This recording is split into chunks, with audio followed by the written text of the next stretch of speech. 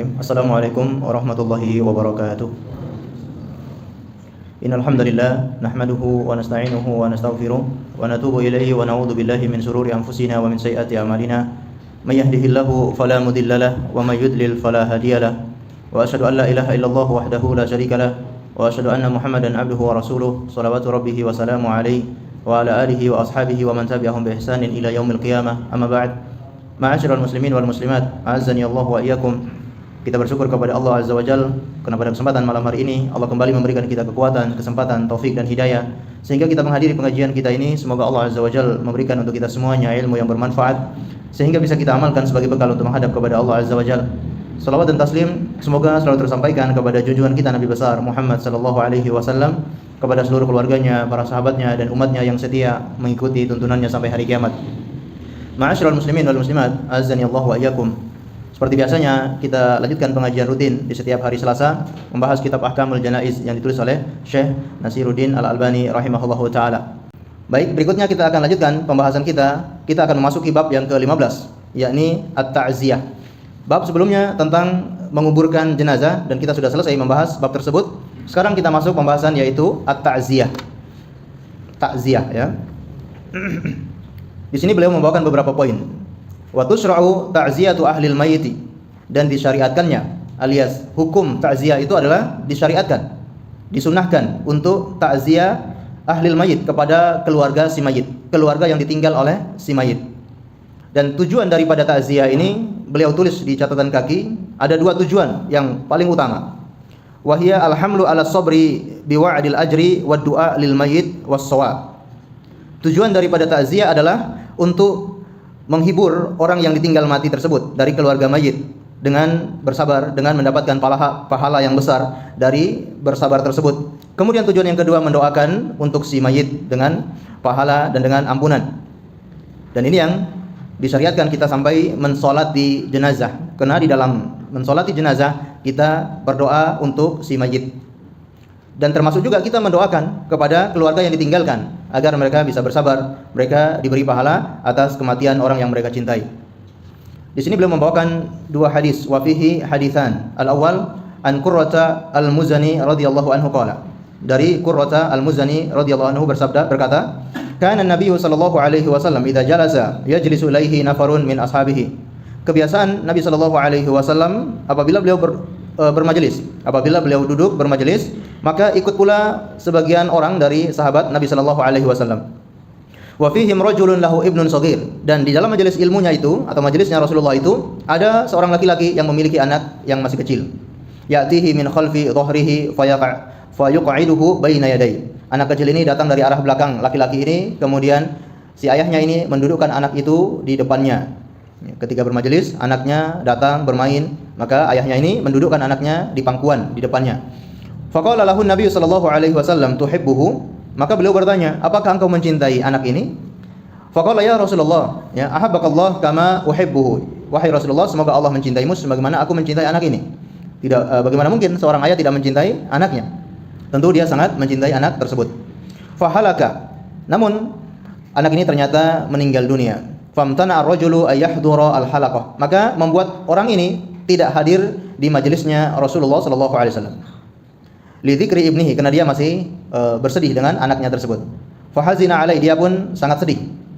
Fa faqadahu Nabi sallallahu alaihi wasallam faqala ma li la ara fulanan, maka beliau merasa kehilangan orang ini. Beliau pun bertanya, aku tidak melihat si fulan. Ini masyaallah ya, Rasulullah seorang guru yang sangat luar biasa. Beliau ketika kehilangan muridnya, beliau akan bertanya, kemana si fulan, kemana si fulan. Ya, tapi guru sekarang ini muridnya mau hadir atau enggak terserah gitu ya.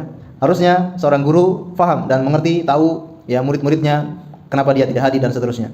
Aku tidak melihat si fulan. Faqalu ya Rasulullah, ya bunayyahu alladhi ra'aitahu halak. Wahai Rasulullah, anaknya yang pernah engkau lihat itu telah meninggal dunia. Falaqahu an-nabiy sallallahu alaihi wasallam fasalahu an bunayy, maka Rasulullah menemuinya dan bertanya tentang anaknya tersebut. Fa akhbarahu bi annahu halak, maka diberitahukan bahwa anak itu sudah meninggal dunia. Fa azzahu alaihi thumma qala, maka Rasulullah pun mentakziahi orang ini, kemudian berkata, ya fulan, ayyuma kana ahabba ilaika an tumatti' bihi umraka aw la ta'ti ghadan ila babin min abwabil jannah illa wajadtahu qad sabaqaka ilaihi yaftahu lak. Wahai fulan, mana yang kamu suka? Apakah engkau suka anakmu ini dipanjangkan umurnya sampai dewasa, atau anakmu ini nanti datang pada hari kiamat, dia telah mendahuluimu di depan pintu surga, dan dialah yang akan membukakan untukmu pintu surga. Artinya dia bisa menolongmu untuk masuk ke dalam surga. Maka orang ini berkata, ya Nabi Allah, bal yasbiquni ila babil jannah fayaftahuha ilayya. Wahai Rasulullah, wahai Nabi Allah, bahkan aku lebih memilih anak ini lebih dahulu di pintu surga dan membukakan pintu surga untuk saya. Walahu ahabbu ilayya, dan itu lebih saya sukai. Qala fadzakalak, maka kamu mendapatkan itu. Artinya karena dia kehilangan anaknya yang masih kecil itu, maka orang ini mendapatkan keutamaan, yaitu anaknya itu akan membantu dia atau akan menolong dia untuk masuk ke dalam surga. Faqala rajulun minal ansar, maka berkatalah salah seorang dari kalangan Ansar, ya Rasulullah, ja'alani Allahu fida'ak alahu khosatan au likullina. Wahai Rasulullah, apakah itu khusus bagi orang ini atau berlaku juga untuk kami sekalian? Faqala bal likullikum. Kata Rasulullah, bahkan ini berlaku untuk kalian semuanya. Ini termasuk kabar gembira bagi orang tua yang ditinggal mati oleh anaknya yang masih kecil. Maka ada jaminan untuk mendapatkan surga Allah Subhanahu wa taala. Dan di sini ada sebuah kaidah bahwa ketika Rasulullah menyebutkan secara umum, maka perkara itu berlaku dengan keumumannya. Tidak boleh kita mengkhususkan sampai ada dalil yang mengkhususkan perkara tersebut. Contohnya seperti perkataan Rasulullah ini, yaitu anaknya yang meninggal dunia akan menolongnya, akan membukakan untuknya pintu surga. Seorang sahabat Ansar bertanya, apakah itu khusus untuk orang ini? Karena pemahaman para sahabat ketika ada keutamaan seperti ini, maka itu berlaku juga untuk semua orang. Sehingga beliau menekankan, beliau menanyakan. Sehingga kata Rasulullah SAW, ini berlaku untuk kalian semua. Ma'asyiral muslimin wal muslimat, a'azzani Allah wa iyyakum. Ini dalil yang pertama menunjukkan bahwa disyariatkannya kita takziah. Rasulullah mentakziahi salah satu sahabatnya yang meninggal anaknya tersebut. Dalil berikutnya yaitu an Anas bin Malik radhiyallahu anhu, an Nabi sallallahu alaihi wasallam qala. Dari Anas bin Malik radhiyallahu anhu, dari Nabi sallallahu alaihi wasallam bersabda, "Man 'azza akhahul mu'min fi musibatihi kasahu Allahu hultan khudra yujbaru biha yaumal qiyamah." Kata Rasulullah sallallahu alaihi wasallam, barang siapa yang mentakziahi saudaranya seorang mukmin karena sebuah musibah, maka Allah akan pakaikan untuknya pakaian berwarna hijau nanti pada hari kiamat. Ini juga keutamaan yang besar bagi orang yang bertakziah. Mentakziahi saudaranya sesama mukmin atau sesama muslim. Takziah tidak berlaku hanya saudara atau kerabat, tapi berlaku untuk semua orang Islam. Ketika ada saudara kita sesama Islam yang meninggal dunia, maka kita disyariatkan untuk bertakziah kepada keluarga tersebut. Ya, datang kemudian menghibur keluarganya, kemudian mendoakan si mayit. Ya. Ini balasannya akan dipakaikan pakaian, yakni pakaian kebesaran, pakaian kebanggaan nanti pada hari kiamat. Ini juga dalil bahwa disyariatkannya untuk takziah. Bahkan orang yang takziah punya keutamaan yang besar. Poin berikutnya, wa yu'azzihim bima yadhunnu annahu yusallihim wa yakufu min huznihim, yaitu mentakziahi seseorang yang kita menduga atau kita merasa bisa menghilangkan kesedihannya atau bisa mengurangi kesedihannya. Kalau tidak bisa menghilangkan semuanya, paling tidak kita bisa mengurangi kesedihan orang yang ditinggal tersebut. Wa yahmiluhum 'ala ridha was sabr, kemudian memotivasinya untuk ridha dan sabar. Memotivasi dia untuk ridha dengan takdir Allah Azza wa Jalla. Kalau orang yang meninggal dunia itu sudah ketentuan dari Allah. Allah sudah mentakdirkan setiap yang bernyawa pasti akan meninggal dunia. Kita menghibur saudara kita tersebut dengan semua ketentuan Allah Subhanahu wa taala agar dia bersabar. Mimma yuthbitu anhu sallallahu alaihi wasallam in kana ya'lamuhu wa yastahduruhu. Jika atau dia menggunakan doa-doa yang diajarkan oleh Rasulullah kalau dia hafal. Ketika bertakziah, dia dianjurkan untuk mendoakan orang yang ditinggal mati tersebut. Dan doanya itu bisa menggunakan doa-doa yang diajarkan oleh Rasulullah kalau memang kita hafal. Kalau tidak hafal, kata beliau, wa illa fa bima tayassara lahu minal kalamul husn alladhi yuhaqqiqu al-gharadu wa la yukhalifu asy-syara'. Kalau kita tidak menghafal doa-doa tersebut, bisa kita memberikan motivasi dengan perkataan-perkataan yang baik yang tercapai tujuannya. Tujuannya untuk menenangkan saudara kita ini. Tujuannya agar orang ini bisa bersabar. Wa la yukhalifu asy-syara', namun tidak menyelisihi syariat. Kalau menyelisihi syariat, maka tidak boleh meskipun tujuannya baik. Misalkan bagaimana? Oh, saya tadi melihat malaikat datang, kemudian menjabat tangan si mayat ini. Dia berbohong tujuannya untuk menghibur keluarga mayit ini menyelisih syariat, kena ngarang ya. Karena dia berbohong, tidak boleh. Tidak harus dengan berbohong kalau untuk memberi hiburan kepada orang yang tinggal mati ya. Nah, ini tentunya menyelisih syariat, tidak boleh ya. Wa fi dzalika hadis ya. Dalam hal ini ada beberapa hadis, yaitu anjuran untuk menghibur atau mendoakan orang yang ditinggal mati. Hadis yang pertama, an Usama ibn Zaid qala arsalat ila Rasulillah sallallahu alaihi wasallam ba'du banatihi anna sibyanan lahu ibnan aw ibnatan. Rasulullah sallallahu alaihi wasallam ada yang mengirimkan utusan kepada beliau bahwa cucu beliau hampir meninggal dunia. Dalam riwayat yang lain disebutkan namanya Umaymah binti Zainab, anaknya Zainab, hampir meninggal dunia. Tapi ternyata anak ini tidak meninggal. Ya, pada gilirannya dia masih diberi umur panjang oleh Allah Subhanahu wa taala sampai dewasa. Nah, ketika masih kecil dia sempat sakit atau yang sejenisnya, hampir meninggal dunia. Qadih tudirat ya, sudah hampir sekarat. Maka Rasulullah sallallahu alaihi wasallam dikasih tahu tentang kondisi anak ini, maka beliau bertakziah ya, membacakan doa untuk menghibur keluarganya tersebut. Doanya tersebut kata beliau, innalillahi ma akhadha walillahi ma a'ta wa kullu syai'in 'indahu ila ajalin musamma faltasbir wal tahtasib. Ini doa bisa kita ucapkan ketika menghadiri takziah. Ketika kita datang takziah, bisa kita bacakan doa ini kepada keluarga mayit. Dan bila perlu kita baca dengan artinya agar keluarga mayit juga tahu apa kandungan dari doa tersebut. Innalillahi ma akhadha, sesungguhnya milik Allah apa yang Allah ambil. Walillahi ma a'ta, dan bagi Allah lah segala pemberian. Wa kullu syai'in 'indahu ila ajalin musamma, dan segala sesuatu di sisi Allah itu sudah ada waktunya yang ditentukan. Fal tasbir, maka bersabarlah, wal tahtasib, dan ambillah pahala dari musibah tersebut. Ini doa yang sangat bagus ya. Ketika kita hibur orang yang ditinggal mati bahwa sesungguhnya yang Allah ambil itu hanyalah titipan. Semua yang kita miliki ini adalah dari Allah Subhanahu wa taala, milik Allah dan Allah akan ambil kembali. Walillahi ma a'ta, dan semua itu pemberian dari Allah. Nyawa, harta, apapun yang kita miliki ini semua adalah pemberian dari Allah. Dan segala sesuatu yang kita miliki itu pasti punya waktunya. Apa yang Allah titipkan itu ada waktunya. Suatu saat akan diambil kembali oleh Allah Azza wa Jalla. Apakah diambil dengan kondisi senang atau diambil dengan cara di saat kita sedang susah. Ini semua terserah Allah Subhanahu wa taala mau mengambilnya kapanpun. Maka fal tasbir, bersabarlah dan raihlah pahala dari musibah tersebut. Allahu a'lam bishawab. Ini menjadi dalil bahwasanya disunahkan untuk mendoakan orang yang ditinggal mati tersebut. Dalil yang kedua, an Buraidah ibni Al-Hasib berkata, kana Rasulullah sallallahu alaihi wasallam yata'ahadul ansar wa ya'uduhum wa yas'alu anhum. Bahwasanya Nabi sallallahu alaihi wasallam ya selalu mengunjungi orang-orang Ansar. Ini bukti cintanya baginda Rasul kepada kaum Ansar. Rasul sangat mencintai kaum Ansar. Beliau punya waktu khusus untuk selalu mengunjungi kaum Ansar. Kemudian menanyakan tentang mereka, menanyakan keadaan kaum Ansar. Fabalaghahu an imra'atin minal Ansar matat ibnuha wa laysa laha ghairuha. Sampailah berita kepada Rasulullah bahwa ada seorang wanita dari kalangan Ansar, anaknya meninggal dunia dan wanita ini tidak punya anak lagi. Anak satu-satunya sematawayang meninggal dunia.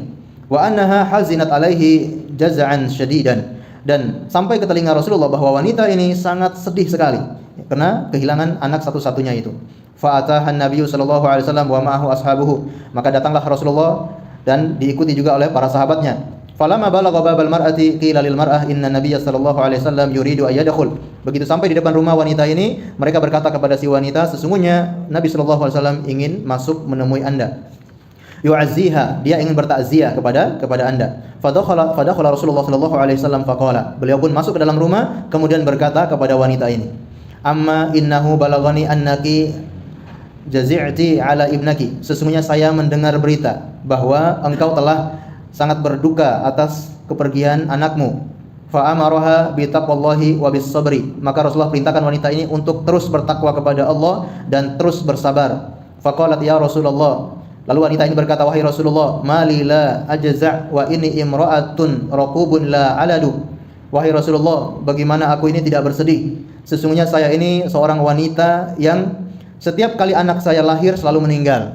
Kalau punya anak selalu meninggal, punya anak selalu meninggal. Dan yang hidup cuma satu ini. Itu pun akhirnya meninggal juga. Ya, jadi tiap kali lahir meninggal, tiap kali lahir meninggal. Nah, satu orang ini berhasil bisa hidup, namun ketika sudah lahir, sudah hidup juga meninggal dunia. Walam yakun li ghairuhu, dan aku tidak punya anak lagi selain anak ini. Faqala Rasulullah sallallahu alaihi wasallam, beliau pun bersabda, ar-ruqub alladhi yabqa waladuha.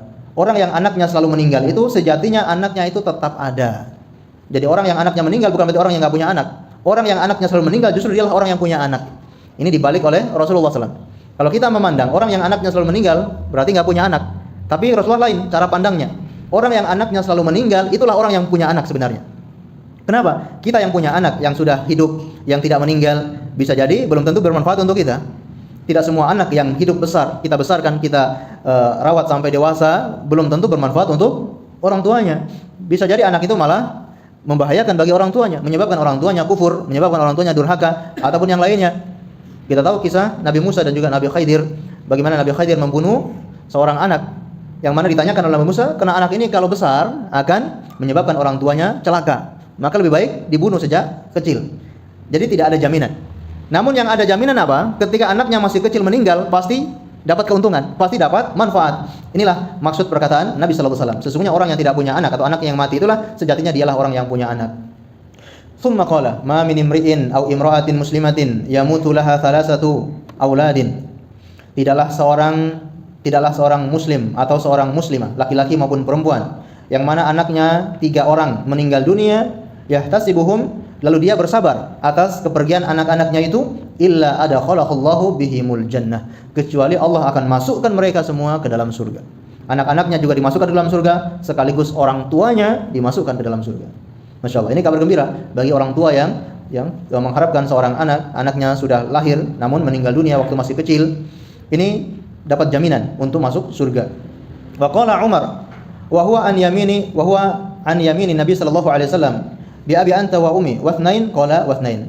Berkata Umar bin Khattab di samping kanannya Rasulullah, "Wahai Rasulullah, bagaimana kalau 2 orang?" Karena tadi beliau mengatakan 3 orang yang meninggal. Umar berkata, "Kalau 2 orang bagaimana?" Beliau bersabda, "Wa ithnain." Begitupun 2 orang juga akan masuk surga. Dan sudah kita bahas di pertemuan yang lalu, meskipun 1 orang, ya meskipun anaknya cuma 1 orang, dia juga akan mendapatkan keutamaan masuk surga. Atau sebagai hadis yang sudah kita bacakan tadi barusan, ya, anaknya meninggal, lalu anaknya itu lebih dahulu di depan pintu surga dan membukakan pintu surga untuk orang tuanya. Padahal anaknya cuma berapa? Cuma 1 orang.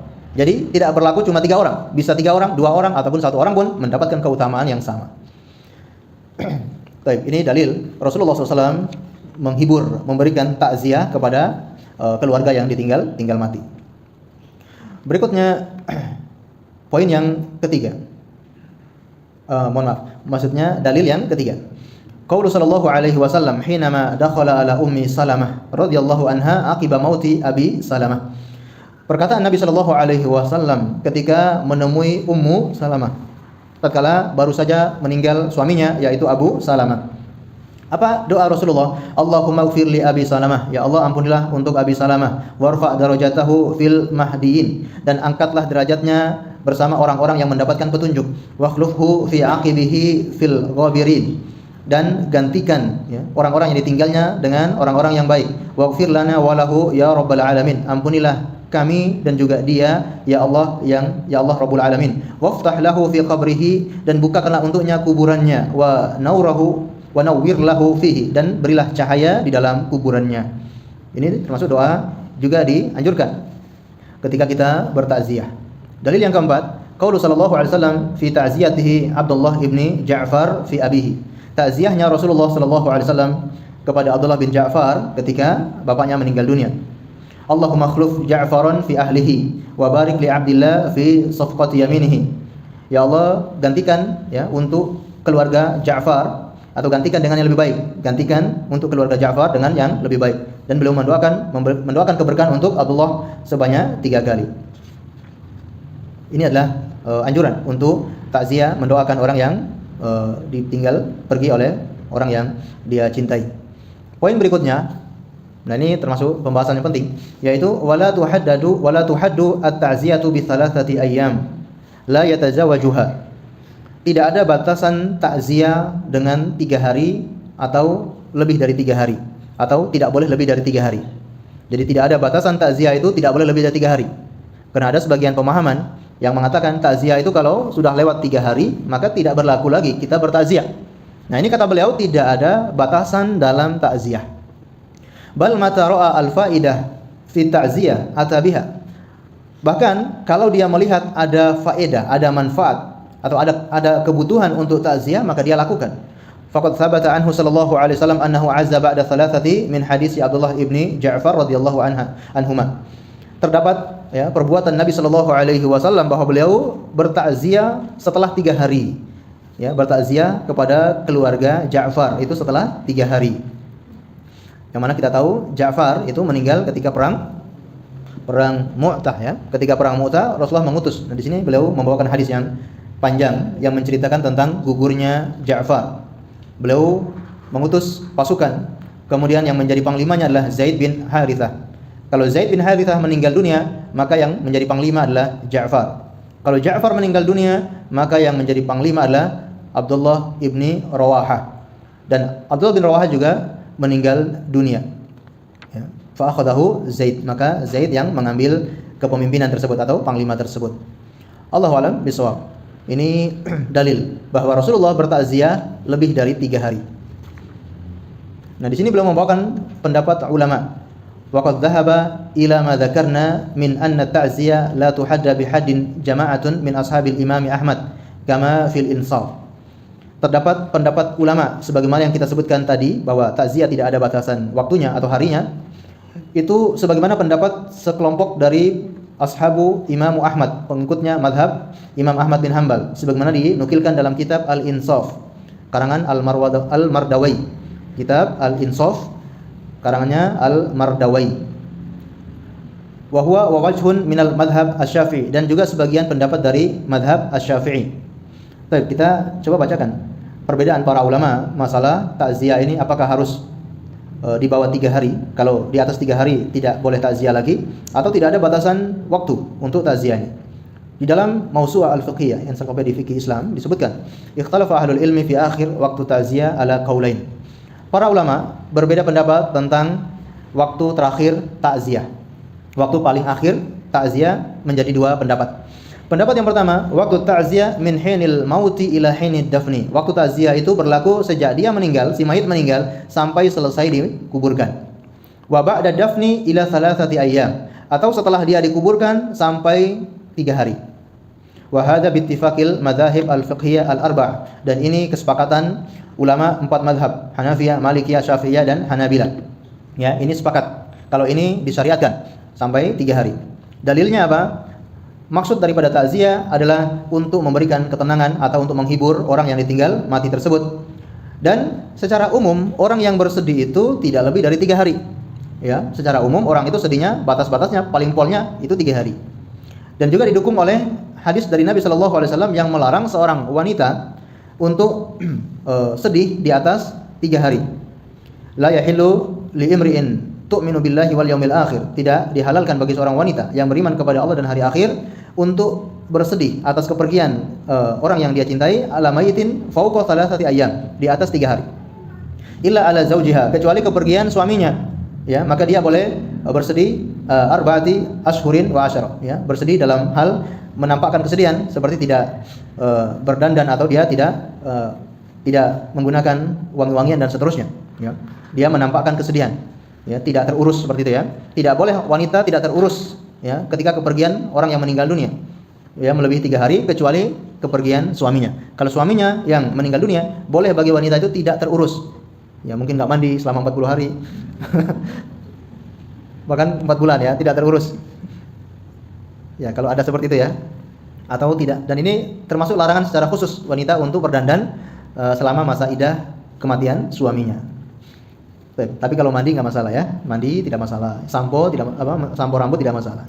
Yang dilarang itu kalau pakai wangi-wangian, berdandan, pakai bedak-bedak dan seterusnya. Nah, ini menjadi patokan bagi pendapat yang pertama bahwa takziah itu pada umumnya adalah 3 hari. Maka jangan lewat dari 3 hari.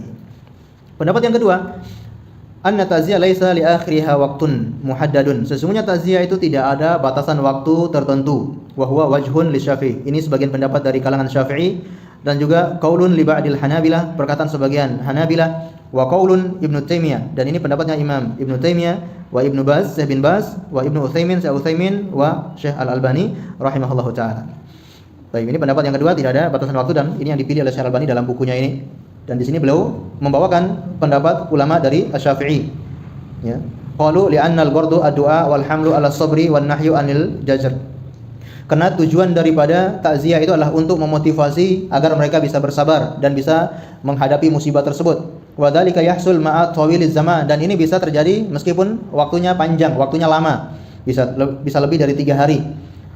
Hakahu Imamu Al-Haramain, ya, Imam Al-Juwaini. Wa bihi qata'a Abu Al-Abbas Ibnu Al-Qas min a'immatihim, dan ini termasuk yang dipilih oleh sebagian ulama Asy-Syafi'i seperti Imam Al-Haramain Al-Juwaini atau juga Abu Al-Abbas Ibnu Al-Qas. Wa in ankara alaihi ba'duhum, meskipun sebagian ulama Asy-Syafi'i mengingkari hal tersebut. Ini yang tadi kita singgung, bahwa sebagian ulama Asy-Syafi'i berpendapat batasannya adalah 3 hari. Fa inna ma dzalika min tariqi al-ma'ruf min al-madhhab la dalil. Namun itu semua adalah perkataan madhab atau perkataan dalam madhab yang ma'ruf dan tidak berdasarkan dalil. Ya, ini juga yang dijelaskan oleh Imam An-Nawawi dalam Al-Majmu' Syarh Al-Muhadzab. Ma'asyiral muslimin wal muslimat, azani Allah wa iyyakum. Poin berikutnya, dan juga ini poin yang cukup penting yang harus kita pahami bersama. Wa yanbaghi ijtinabu amrayn wa in tataba'a an-nasu 'alaihima. Dan seharusnya kita menjauhi 2 perkara meskipun 2 perkara ini sering dilakukan oleh kebanyakan manusia. Kebanyakan masyarakat melakukan 2 perkara ini, kata beliau, seharusnya dan sudah seharusnya kita menjauhinya. Perkara pertama adalah al-ijtima'u lit-ta'ziyah fi makanin khasun kadari awil maqbarah awil masjid. Berkumpul-kumpul untuk takziah di tempat tertentu, apakah di rumah, di kuburan ataupun di masjid. Ini tidak boleh, harus dijauhi. Jadi berkumpul-kumpul di tempat tertentu. Kita tahu takziah itu yang dimaksudkan oleh beliau di sini takziah setelah dikuburkan. Takziah setelah dikuburkan. Kalau sebelum dikuburkan ada kemungkinan untuk berkumpul-kumpul karena kita harus menunggu sampai selesai dimandikan, dikafani, dan kita ikut mengantarkan sampai ke pemakaman. Ini tidak masalah kalau berkumpul seperti ini. Yang dimaksudkan oleh beliau adalah berkumpul-kumpul di tempat tertentu setelah dikuburkannya mayit. Ini yang harus dijauhi meskipun kebanyakan masyarakat melakukannya. Perkara yang kedua, ittikhadu ahlil mayyit at'ama li dhiyafatil waridina lil aza. Keluarga mayit membuat makanan untuk disediakan bagi para takziah. Ini juga harus dijauhi. Meskipun kebanyakan masyarakat kebiasaannya, tradisinya melakukan ini, kita yang sudah belajar, sudah mengetahui ilmunya, paling tidak berusaha untuk meninggalkan kebiasaan-kebiasaan seperti ini. Keluarga mayit membuat makanan untuk para takziah. Ini juga tidak boleh. Wa dzalika hadis Jarir bin Abdullah Al-Bajali. Ini terdapat hadis dari Jarir bin Abdullah. Beliau mengatakan, "Kunna na'udu fi riwayatin nara al-istima' ila ahli al-mayit wa siyanati ta'am ba'da dafnihi minan niyahah." Sesungguhnya kami melihat berkumpul-kumpul di keluarga mayit atau di rumah mayit atau membuatkan makanan, si keluarga mayit membuatkan makanan setelah dikuburkan si mayit, itu termasuk daripada niyahah, termasuk meratap. Berkumpul-kumpul setelah dimakamkan atau makan-makan di rumah duka setelah dimakamkan, ini termasuk niyahah, yaitu meratap. Dan ini dosa besar. Dan di sini beliau membawakan pernyataan dari Imam An-Nawawi, dari ulama Asy-Syafi'i dalam kitabnya Al-Majmu' Syarh Muhadzab. Qala An-Nawawi wa ammal julus lit-ta'ziyah fa nass Asy-Syafi'i wal musannif ay Asy-Syirazi wa sairul ashab ala karahiyatihi. Adapun berkumpul untuk takziah, maksudnya setelah meninggal dunia, kemudian berkumpul-kumpul setelah meninggal dunia di tempat keluarga mayit. Fa nass Asy-Syafi'i, Imam Asy-Syafi'i menyebutkan dalam kitabnya Al-Um wal Musannif ataupun pengarang kitab yaitu Al-Muhadzab, Imam Asy-Syirazi. Wa sairul ashab, dan seluruh ulama Syafi'i. Seluruh ulama Asy-Syafi'i melihat bahwa perbuatan itu termasuk karahiyah, perbuatan yang dibenci, perbuatan yang makruh, yang dilarang. Dan makruh di sini maksudnya adalah makruh yang haram, makruh yang terlarang. Seluruh ulama Asy-Syafi'i berpendapat bahwa perbuatan duduk berkumpul makan-makan setelah meninggal dunia, setelah memakamkan mayit, ini termasuk diharamkan, termasuk karahah. Qalu ya'ni al-julus laha ayajtami'a ahlul mayit fi baitin fayaqsiduhum min man arada at-ta'ziyah, yaitu duduk di rumah keluarga mayit, kemudian mereka bermaksud untuk takziah. Qalu bal yanbaghi an yansarifu ba'da hawaijihim. Bahkan Imam Asy-Syafi'i berkata, seharusnya mereka itu langsung pergi, langsung bubar, tidak datang lagi ke rumah si mayit setelah selesai dikuburkan. Selesai urusan maka dianjurkan untuk bubar. Jadi tidak perlu lagi kumpul-kumpul. Setelah dikuburkan, tidak perlu lagi untuk berkumpul di rumah si mayit, apakah untuk makan-makan ataupun yang lainnya. Sadafahum azahum wala farqu bainar rijal wan nisa fi karahiyati al-julus lah. Dan ini tidak ada bedanya apakah laki-laki maupun perempuan ya dilarang untuk berkumpul-kumpul setelah dimakamkan mayit tersebut. Wa nasal Imam Asy-Syafi'i, dan Imam Asy-Syafi'i menyebutkan dalam kitabnya alladzi asara ilahi An-Nawawi, yang disyaratkan oleh Imam An-Nawawi. Wa akrahu al-ma'atim, dan aku membenci al-ma'atim, wahia al-jamaah, yaitu berkumpul-kumpul. Imam Syafi'i sendiri mengatakan saya membenci. Dan perkataan Imam Asy-Syafi'i saya membenci, akrahu, maksudnya ini perkara yang haram. Nah, termasuk kebiasaan Imam Asy-Syafi'i, beliau sangat berhati-hati untuk mengatakan sesuatu itu haram. Kalau beliau mengatakan akrahu, maksudnya adalah perkara itu haram. Yaitu apa? Berkumpul-kumpul. Wa in lam yakun lahum buka, meskipun di situ tidak ada tangisan. Berkumpul-kumpul setelah menguburkan mayit, kata Imam Syafi'i, beliau membenci itu. Beliau menilai itu haram, meskipun di situ tidak ada tangisan. Wa in dzalika yujaddidu al-huzn, karena itu akan memperbarui kesedihan, akan menambah kesedihan. Wa yukallifu al-mu'nah, dan itu akan membebankan kepada keluarga mayit. Wa shadaqa Imam Syafi'i. Kumpul-kumpul setelah kematian ini akan membebani keluarga mayit, sangat membebani. Dan benar perkataan Imam Syafi'i ini. Ya, masyarakat yang kebiasaannya melakukan kumpul-kumpul setelah kematian, ya, padahal mereka sangat terbebani. Namun karena ini sudah kebiasaan di masyarakat, mau tidak mau mereka harus lakukan itu. Padahal mereka sendiri sangat kesulitan, bahkan ada yang sampai berhutang, bahkan ada yang sampai cari sumbangan, ya, ya, untuk tahlilan orang tuanya. Ini berarti mereka sangat membebani keluarga. Ma'ama madha fihi minal athar, ya. Baik, ini menjadi dalil termasuk dalam mazhab Asy-Syafi'i bahwa tidak boleh ada kumpul-kumpul, tidak boleh ada makan-makan setelah kematian. Wastadallu lahu al-musannif wa ghairuhu bidalilin akhar wa huwa annahu muhdats. Dan pendapat yang lain dari kalangan Asy-Syafi'i juga bahwa perbuatan seperti itu adalah muhdats, perbuatan yang diada-adakan, perbuatan bid'ah.